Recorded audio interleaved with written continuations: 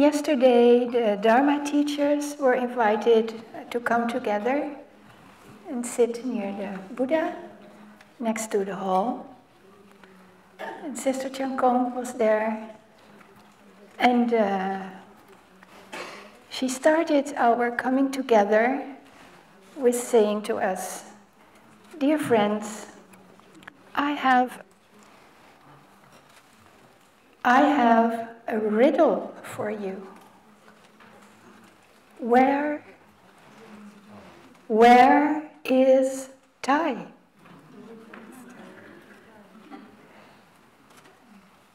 No one answered,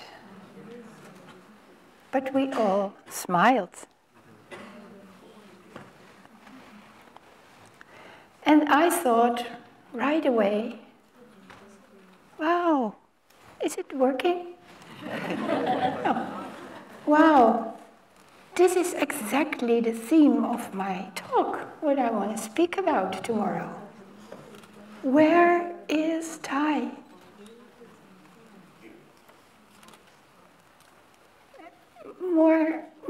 A little bit more precisely, for me, the theme is, in what way Thay is with me? And this has been a burning question to me right from the moment I met Thay. I came from a very dark place. I had been looking for so long, and finally I found Thay and the practice. So precious. And right away I was afraid that I might lose Thay. I might lose him before knowing what I needed to know, and I knew that he was the one who could teach me. He was the only one I knew who really knew what I needed to know in order to live. Because I felt very close, I felt very fearful, unhappy, hopeless, and I knew that I needed Thay to get the information from him in order to find a way out. So I was afraid that he might continue his journey before I had received the information I needed to be able to swim by myself. I'll give you a little bit background information about the place where I came from, so you understand better my happiness to find Thay. When I was 12 years old, I guess 11, the world turned gray. I lost my joy. I was very surprised. I didn't understand it. I used to enjoy playing and going to school, seeing my friends, and all of a sudden, everything lost its meaning. I didn't care anymore doing this or that. I didn't understand it. This mood, state of mind, stayed maybe for a year, and then it fortunately dissolved. But it has been coming back more or less intense. And it made me question, what am I doing here on earth? What is the reason of my life? What is the meaning of life?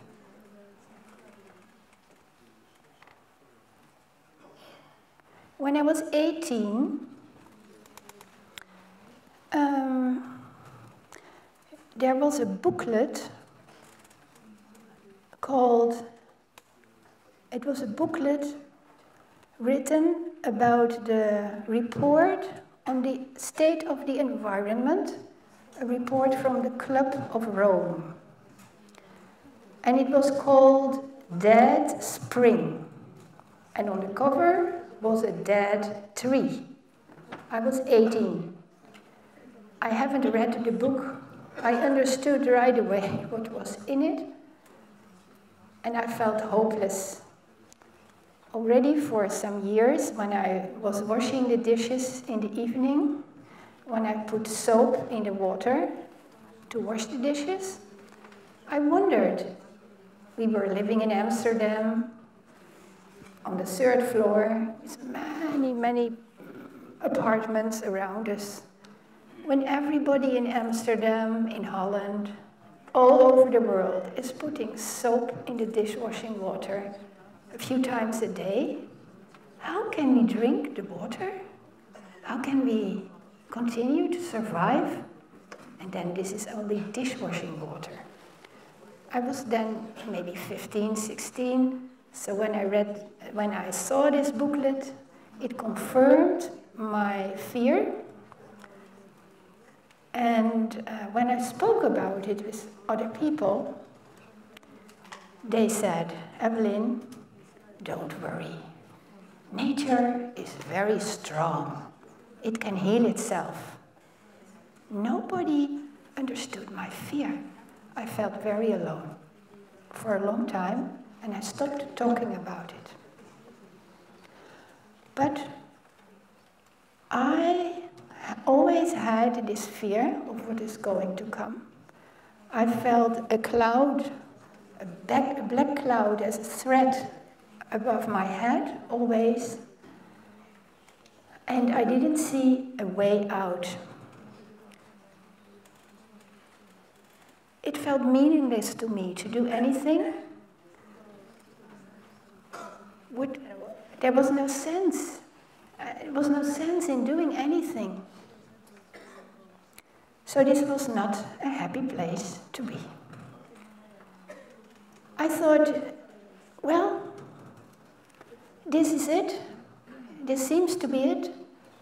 I will have to put up with this and live my life.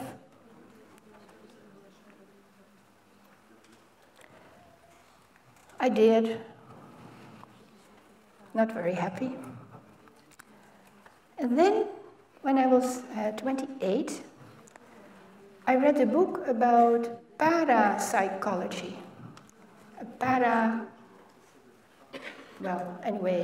Miraculous things. I didn't know whether what was written in the book was true or not. I didn't say it is not true, I didn't say it is true. But when I finished reading, I thought, well, you never know. Maybe there is more between heaven and earth than I know. Maybe. So there was a small opening. And then, I was 28, I started to explore in different spiritual traditions, starting to read books and going to workshops in Holland, retreats. And then I found a book of Edie Hillesum, The Diary of Edie Hillesum. She is like Anne Frank, you may know her, a Jewish woman in the Second World War. Anne was 12 years old, but Edie was 28, just like me at that time. And Edie became a friend. I read every day a few pages of her diary, and Edie showed me a way. From her, she was 28 and she died finally in the war, so she didn't survive. But I read in her book that you could follow her way, written day by day, and you could see how she was growing, how compassion, I would say now, I wouldn't say it at that time, that compassion and understanding were growing in her.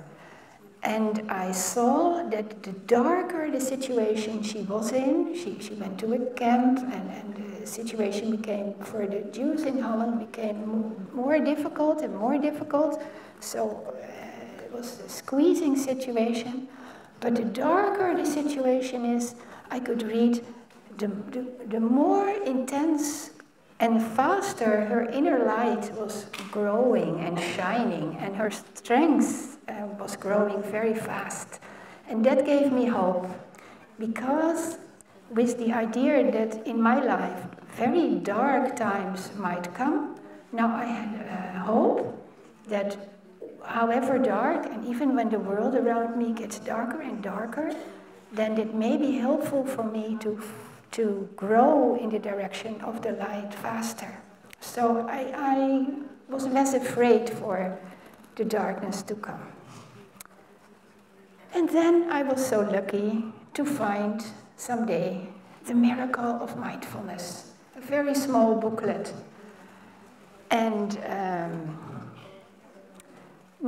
before that, yes, I was looking, I kept looking in different directions, but I didn't find anywhere a teacher or a way, a spiritual path where my heart really resonated and where I really said, yes, this is it. So I didn't want to make a compromise, and I continued searching, and then I found The Miracle of Mindfulness. And before finishing that book, I knew, now, this is it. Now I have found what I've been looking for all these years. And halfway the book is an exercise, washing the dishes in mindfulness. I wrote a song about it now. But, so I practiced that for the very first time, and I clearly remember where it was. And I remember my experience. It proved me, it was such a different experience to wash the dishes and really be aware of the movement of my hand, of the temperature of the water, and the contact with the cup that I picked up. And suddenly joy opened. I really enjoyed it. And this was what I had been looking for. You know, I was not in touch. I was hopeless, and what I missed was the connection with things. And here I felt a real direct connection. I was in touch. So I was very happy. I knew this is my path, but now the teacher. Because the author was a monk who seemed to be living in Vietnam. And who can describe my surprise when 2 days after finishing reading this book, I read somewhere in a newspaper that the author, Thich Nhat Hanh, was coming to Amsterdam. Yes, and giving a meditation weekend in Amsterdam. So I was very, very, very curious to meet him. And I came from a slightly Christian background, so Buddhism, yes, that was something to be very, carefully to be explored. And then Thay came with Sister Chiang Kong, and right away I felt, well, I was so moved, but I need not tell you more about that, because I guess that is the experience we all know when we see Thay with his gentle energy, his smile. How can your heart not melt?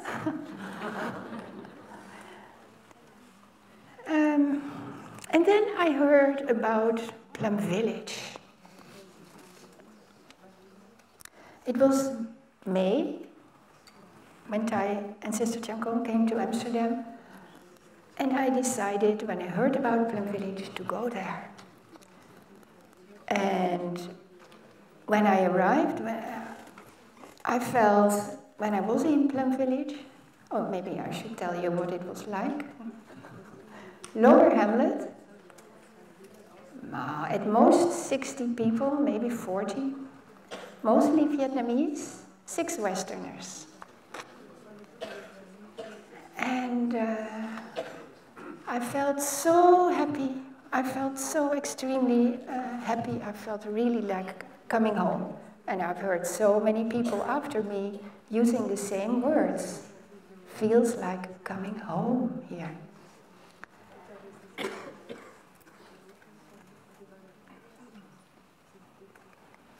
I went back to Amsterdam, and I thought,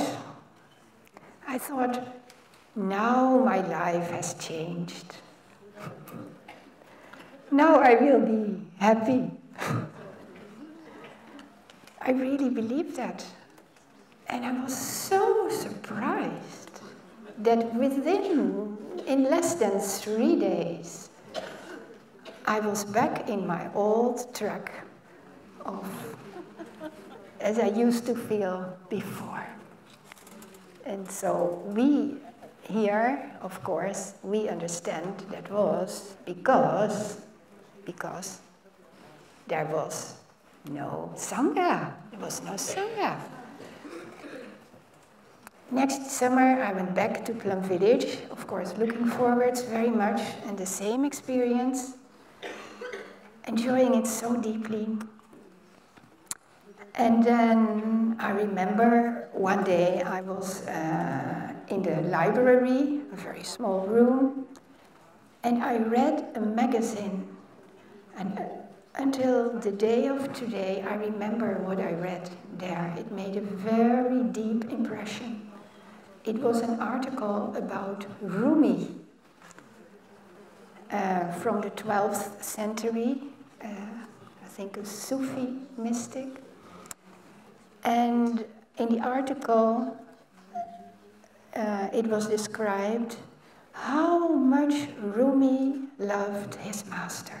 He loved him so dearly, and I really could connect with that. And then his master died, and Rumi was inconsolable. And surely I could connect with that.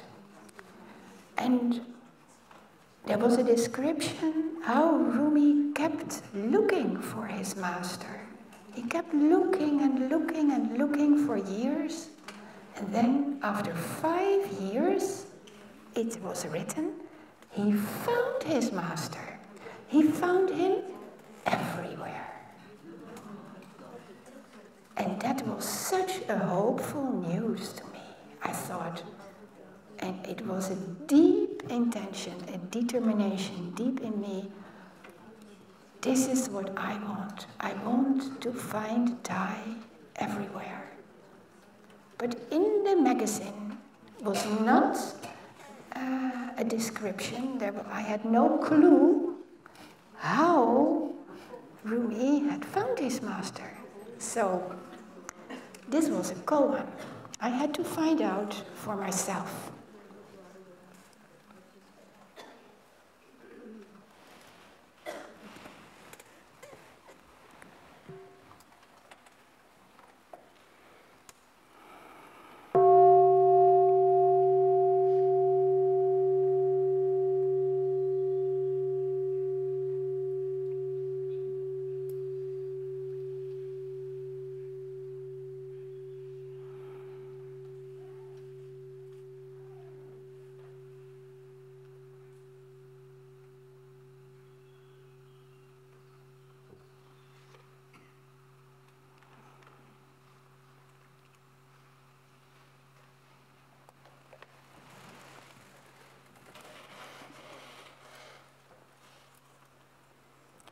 So this was a question that I was holding in my heart, knowing about Rumi's example.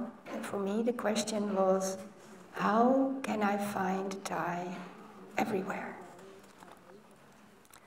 So it was in my heart, I carried it along.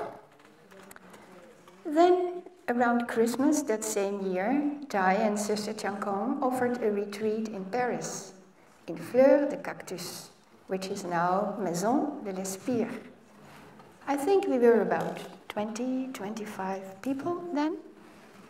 And I had started to think about quitting my job. I felt very unhappy at my job, and at first I had been thinking that with the practice I should be able to make myself happy there. I tried, but I did not succeed. And then one day I heard Thay say that a seedling, you know, a seed that has just sprouted, a seedling needs protection in order to grow. And then I knew I had permission to leave my job. But I was deadly scared to do so. And during that winter retreat, I spoke about my situation and my fear with Thay and Sister Chankong. And when I left, Thay said to me, Evelien, we are with you. Well, those were precious words. We are with you. I don't know how often I have turned these words around in my mind, wondering what exactly Thay meant by we are with you. In what way?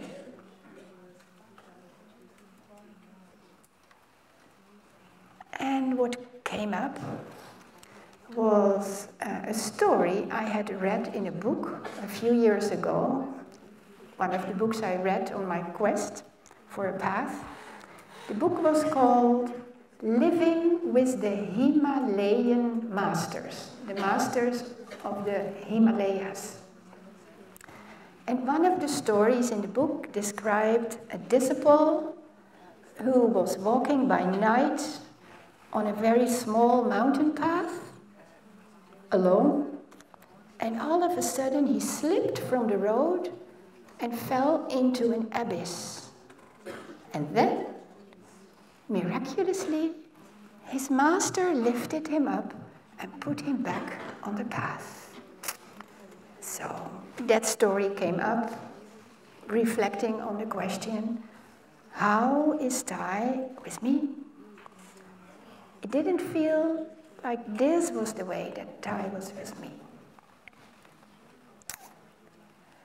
A few months later, I did quit my job. And I went to America on invitation of a monk and a friend who both lived in San Francisco and who had invited me to go there. Again, I was deadly scared to make such a big trip with an airplane, all by myself, to America, but I wanted the adventure, and now that's not true. I wanted, in fact, to explore the different Zen centers that were in America. Because in Holland, by that time, we had no Zen centers at all. And from coming in Plum Village, I had heard from people coming from America that there were places in America where you could practice. And I was curious to go there and to see other teachers also than Thay. Thay was the only teacher I knew. I can tell you that it just confirmed, being in America, that I was on the right path, being with Thay. Okay, I went to San Francisco, invited by Thay to look. And he was living in a temple there, in the busy streets. And then he said, Evelien, if you want to, I can bring you to the monastery in the mountains, in the middle of the woods, the Caption monastery. That seemed a very nice adventure.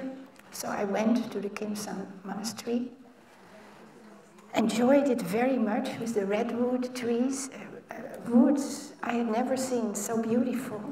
It was really wild there. And after, I was planning to stay in America for half a year at least, maybe a year.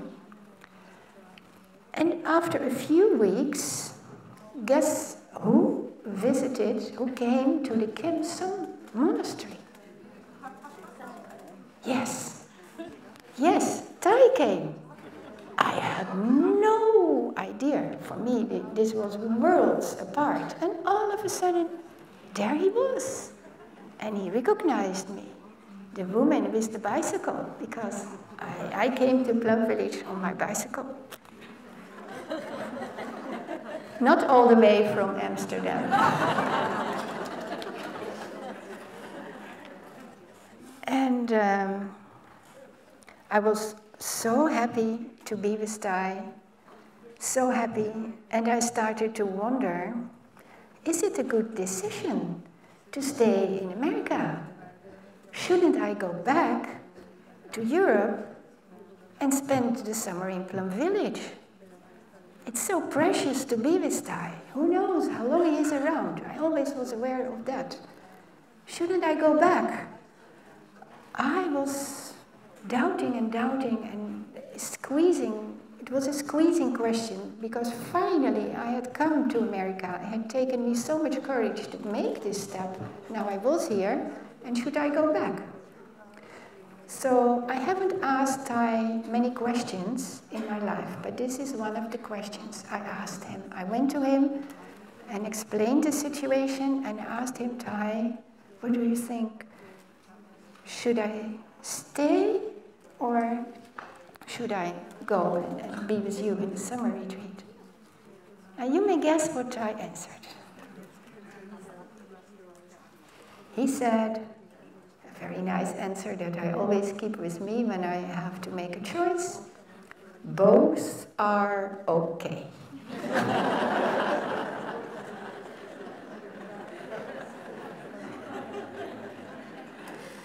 I decided to stay. And then after about 10 days, the moment came that Thay left us again. It was a beautiful day, a beautiful evening. Thay was gone.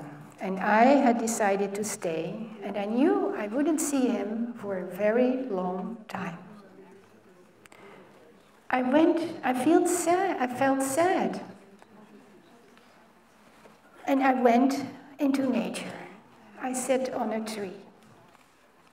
I sat for hours there in the neighborhood of the temple, looking at the trees, at the sky, and the sky was turning dark. And of course, I was wondering, in what way Thay is with me? And then, as I was looking at the sky, there were mountains very far away. And all of a sudden I noticed there was some light above the mountains. I was surprised. I thought, I must not have been looking very well before, because I never noticed there was a city over there. But the light grew intenser, more and more light. And then, all of a sudden, there was the moon. It was not a city, it was the light of the moon. And as the moon was rising, it wasn't just the moon. It was the most amazing, biggest, radiant moon I have ever seen. I could spread my arms to show how huge this moon was. And it moved so gracefully. There were no clouds in the sky, not at all. It was a very silent evening without the wind. Very peaceful and very, very slowly, without moving. The moon was moving and rising and rising. And all of a sudden there was a sound. The sound of the bell. The bell inviting us to come to meditation. I was not happy. I was so gazing at the moon. I was completely connected and I was so happy and unhappy at the same time as I was missing Thay. And I don't understand now why I made the decision. Because now I would have made a different decision. But in those days, I obviously did what was expected of me. So I went in. And as soon as I was in with the other people, I regretted. I thought, oh, what have I done? I should have stayed outside.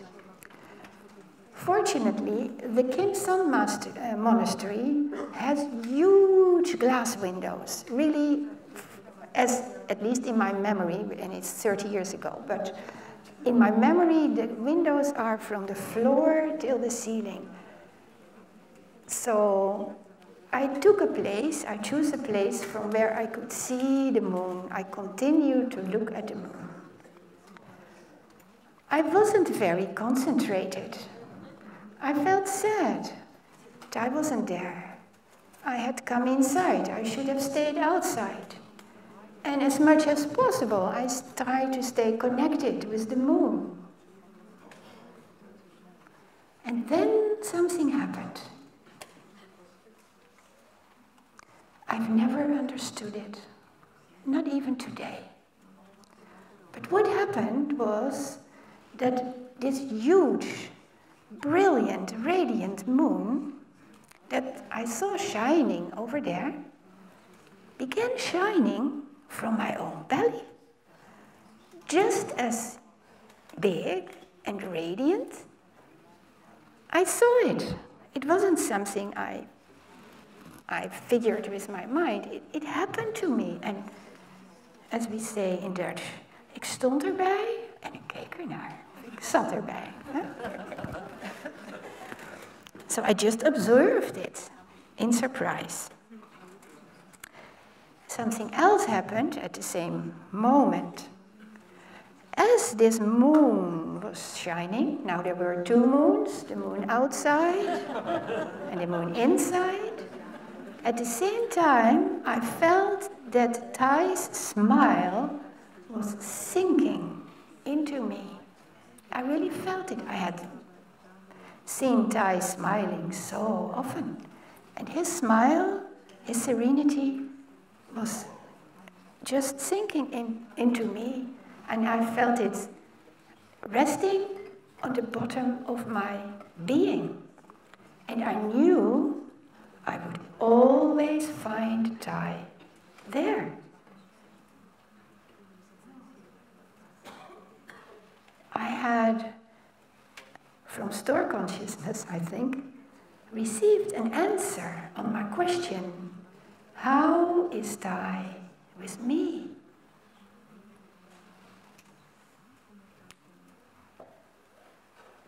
And I always can find him there.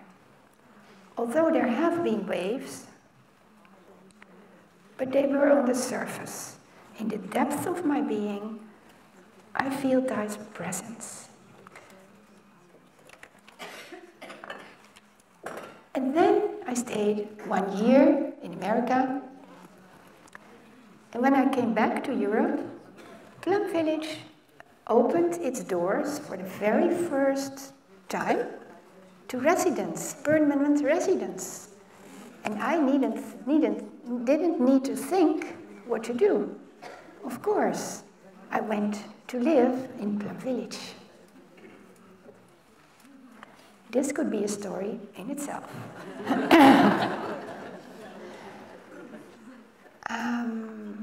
But yes, it's coming, Sister Chanko. Yes. I was given a room from where I could watch the sunset every evening. It was so beautiful. No, we are in Upper Hamlet. No.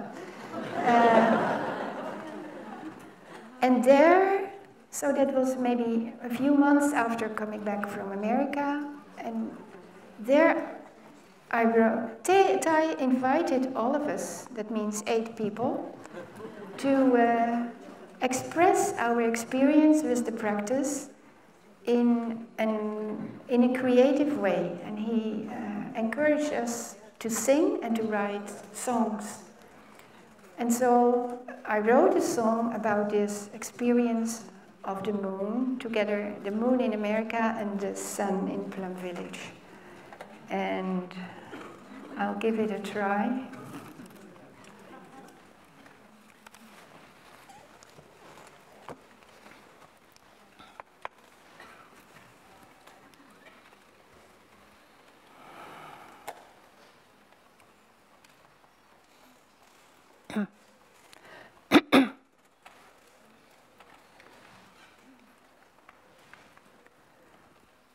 The sun is going down and the sky is turning gray.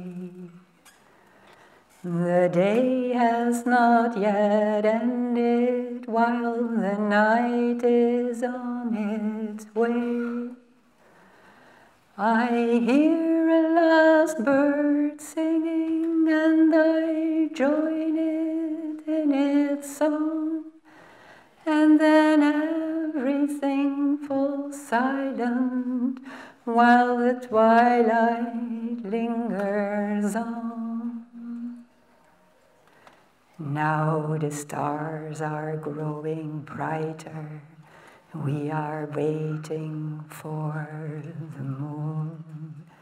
It is rising from a mountain like a luminous balloon, shining brighter than the sunshine, smiling limitless, serene, shining inside, shining outside.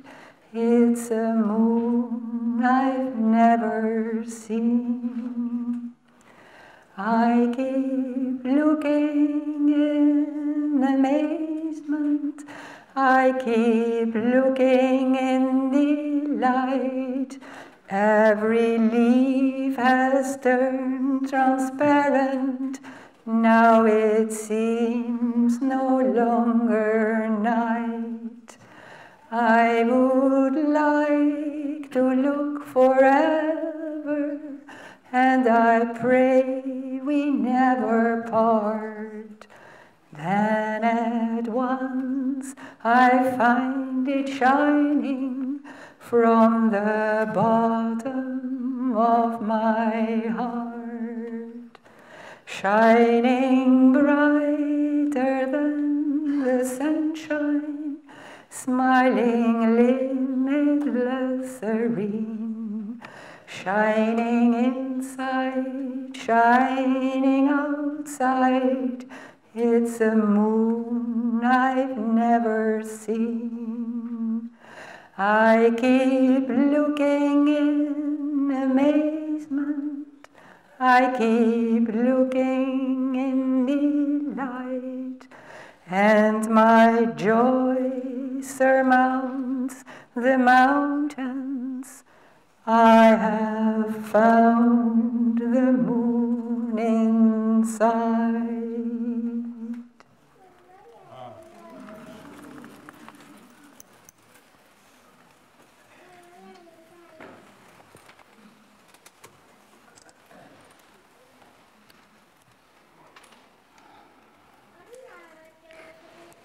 I am aware of time. And this is one of the ways I have found Thay. Very shortly, I will share with you other ways I have found Thay in the course of years. I have discovered that when I am concentrated in my practice, which of course I'm not always, which is from time to time, the more I'm concentrated, really concentrated, then Thay's energy is there. The more I am concentrated, the more I feel Thay near. He's there in my practice. My favorite practice is walking meditation. And a few years, no, I guess many years ago, Thay taught us what he did sometimes during walking meditation. He said, sometimes I walk with my students, with one of my students. On my in-breath, as I walk, I say the name of that student. And on my out-breath, I say, I am here, I am here, I am here. I thought, this is a very nice practice. I'm going to try that for myself.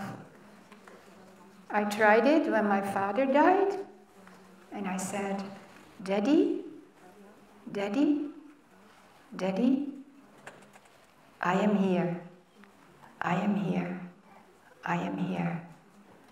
And as I continue to walk in this way,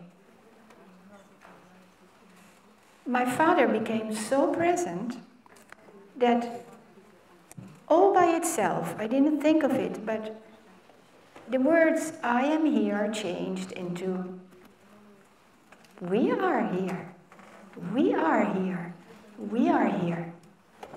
And the same when I invite Thay to walk with me. Then I always begin with I am here until I really feel the presence of Thay, and then I change it or it changes itself in we are here, we are here. So this is another way I have found Thay in my practice. And then, much to my relief, after coming a few years to Plum Village and making friends here, dear friends, dharma friends, I began to sense that when I was with my friends, I began to sense, Thay is here, Thay is here. He is in my friends. And that took away my fear that when Thay is no longer there, I knew I have my friends. I will find Thay in my dharma friends. And when I heard about Thay's stroke, I was shocked at first. And that week, I went to the Sangha in Amsterdam. And in the Sangha, so there were people who not even had been coming very often, but yet the energy of the Sangha. And I experienced Thay's presence there. And I was so relieved, and it was such a reassurance to feel Thay is really here. I can feel him. And I'm also aware that Thay is in the way I look. I have taken in so much of his words, what he has taught, that the way I see, the way I hear, the way I think is so interwoven with what I have learned. So Thay is there in what I see, what I hear, what I think, at least when I'm mindful. And now I am in the most lucky place to see Thay all around me, inside and all around. Now, thank you for listening so long. It's already almost 12:30.